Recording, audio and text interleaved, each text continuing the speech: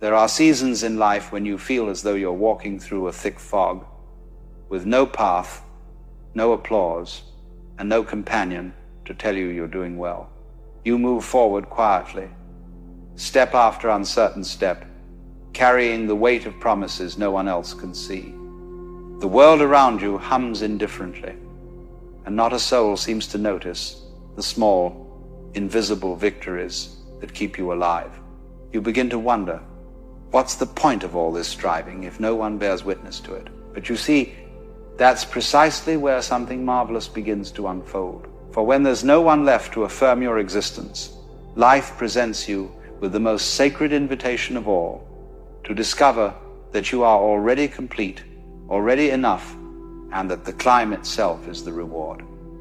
Isn't it curious how we've been conditioned to believe that our worth depends on someone else's recognition?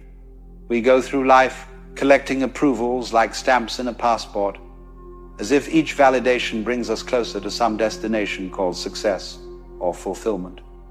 But here's the cosmic joke, and it really is quite funny when you see it. The destination was never out there. It was always right here, in this very moment, whether anyone's watching or not. You see, we live in a society that's got it backwards. We think we need someone to complete us, to validate us, to make us real. It's like believing you need a mirror to exist, as if you're not quite there unless someone reflects you back. But the truth, the deep truth that the mystics and sages have always known, is this: you are the witness and the witnessed, the observer and the observed, all at once. When you're walking through that fog with nobody beside you, what's really happening? You're being stripped of all the false supports you've been leaning on. And yes, it feels terrifying at first, doesn't it? Like the ground is falling away beneath your feet. But here's what most people miss. When the ground falls away, you discover you could always fly. You just never tried because you were too busy crawling, too busy looking around for someone to hold your hand. Loneliness, you see, isn't the problem. Loneliness is the teacher. Let me tell you about loneliness for a moment. We treat it like a disease, something to be cured or avoided at all costs. We fill every empty moment with noise, with television, with social gatherings, with anything to escape that awful silence. But what if, and stay with me here, what if that silence is actually trying to tell you something? What if it's not emptiness but fullness that you're afraid of? Because when you sit in that silence long enough, when you stop running from it, you begin to hear something quite extraordinary. You begin to hear life itself pulsing through you like a river. The Chinese have a wonderful concept called Wu Wei, which means roughly non-doing or effortless action. It's not laziness, mind you. It's something far more profound. It's the art of moving with life rather than against it. Like a sailor who understands the wind and doesn't fight it, but dances with it. And you can only learn this art when you're alone, when there's nobody to perform for, nobody to impress, because then, and only then, do you stop forcing things and start flowing with them. I'm reminded of a story about a man who spent years climbing a mountain, convinced that at the summit he would find enlightenment, recognition, some great reward for his efforts. He climbed through rain and shine, through doubt and determination. Nobody saw him, nobody cheered, nobody even knew he was climbing. And when he finally reached the top, exhausted and alone, do you know what he found? Nothing. Absolutely nothing, except the view. And in that moment of supreme disappointment, he laughed, because he suddenly realized that the entire point wasn't the summit at all. It was the climbing. Every step, every breath, every moment of effort, that was the reward. He'd been complete all along. You see, we've got this strange idea that life is going somewhere, that we're supposed to arrive at some future moment when everything finally makes sense and everyone finally sees our worth. But life isn't going anywhere. It's already here. It's always been here. You are life living itself right now in this form. Whether or not anyone's paying attention, the question isn't, will someone notice me? The question is, am I noticing myself? Am I paying attention to this miraculous fact of existence? Let's talk about this business of seeking comfort from others. Oh, we're terribly addicted to it, aren't we? Someone doesn't return our call, and we spiral into anxiety. Someone doesn't praise our work, and we question everything.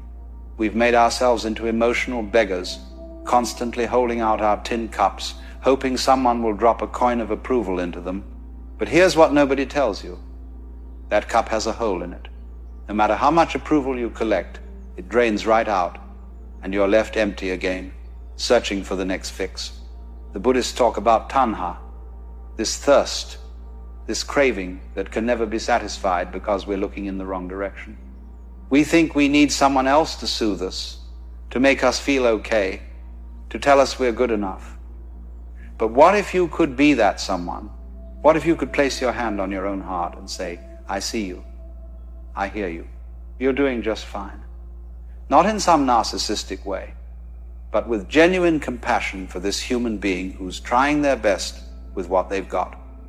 There's a profound maturity that comes when you stop outsourcing your emotional well-being. It's like growing up, really growing up for the first time. Children need constant reassurance from their parents, but adults, true adults, can give themselves that reassurance. They don't need mommy or daddy anymore. Whether in the form of actual parents or romantic partners or friends or bosses, they've become their own parent, their own source of stability. And paradoxically, when you reach that point, your relationships become deeper, more authentic, because you're no longer using people as emotional crutches. You're meeting them as equals, as fellow travelers, not as saviors. When you stop complaining, and I mean really stop, not just suppress it, but transcend the need for it, something shifts in your entire being. Complaining, you see, is a way of avoiding responsibility. It's a way of saying, this situation is doing something to me, and I'm helpless. But the truth is, nothing is doing anything to you. Life is happening, certainly, with all its chaos and unpredictability. But your response to it, that's entirely yours. That's your freedom. The ancient Stoics understood this beautifully. Epictetus said, it's not what happens to you, but how you react to it that matters. And Marcus Aurelius wrote, you have power over your mind, not outside events.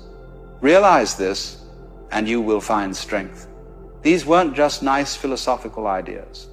They were practices, ways of being in the world that transform suffering into strength. When you stop complaining about the rain and start dancing in it, the rain doesn't change, but you do. And that changes everything. Real validation, the kind that actually means something, can only come from within. When you seek it from others, you're giving them power over you. You're saying, you determine my worth, but nobody should have that power over you. Nobody. Not your parents, not your partner, not your boss, not society. Only you can determine your worth, because only you know the full story of your journey, the invisible battles you've fought, the small victories nobody sees. Think of it this way. Imagine you're a gardener tending a garden that nobody ever visits. Would you stop watering the plants? Would you stop pulling the weeds? Would you say, what's the point if nobody sees it? Of course not. You'd continue because the garden itself is the reward. The green shoots pushing through the soil, the flowers opening to the sun, the quiet satisfaction of nurturing life, that's enough. That's more than enough. Your life is that garden. Tend it well, whether or not anyone ever walks through it. When we talk about failure, and oh, how we fear it, we're really talking about our ego's fear of embarrassment. The ego wants to look good, to be seen as successful, to never stumble or fall. But life in its infinite wisdom, keeps knocking us down. Why? Not to punish us, but to teach us that we're not the ego. We're something far more resilient, far more fundamental. You see, you can't really fail because there's nowhere to fall from and nowhere to fall to. You're already here. You've always been here. Every stumble is just another step in the dance. The Japanese have this beautiful art form called kintsugi, where broken pottery is repaired with gold. The cracks aren't hidden, they're highlighted, celebrated even, because they're part of the object's history. The bowl is more beautiful for having been broken and mended. That's what failure does to a human being who understands its true nature. It doesn't diminish you, it enriches you. Every crack in your confidence, every break in your plans becomes a golden seam in the tapestry of who you are. But here's the thing about all of this. None of it works if you're waiting to feel motivated. Motivation is like the weather. It comes and goes. Some days it's sunny, some days it's pouring rain. If you only act when you're motivated, you'll spend most of your life waiting. What you need instead is discipline, but not the harsh, militaristic kind. I'm talking about a gentle discipline, a commitment to showing up for yourself even when you don't feel like it, especially when you don't feel like it. You know what discipline really is? It's love. It's you today taking care of you tomorrow. It's understanding that future you will be grateful that present you didn't give up. When you wake up tired and you sit down to write anyway. When you feel discouraged and you take the next step anyway. When you're afraid and you move forward anyway. That's not willpower in some white-knuckle sense. That's you being faithful to your own unfolding, trusting the process even when you can't see the results. What if you could be content with being a mystery, even to yourself? Because the truth is, you're far too complex, too vast, too multidimensional to ever be fully understood by another person. And that's wonderful. The universe is not something separate from you that you need to understand or that needs to understand you. You are the universe, looking out through these particular eyes, thinking these particular thoughts, living this particular life.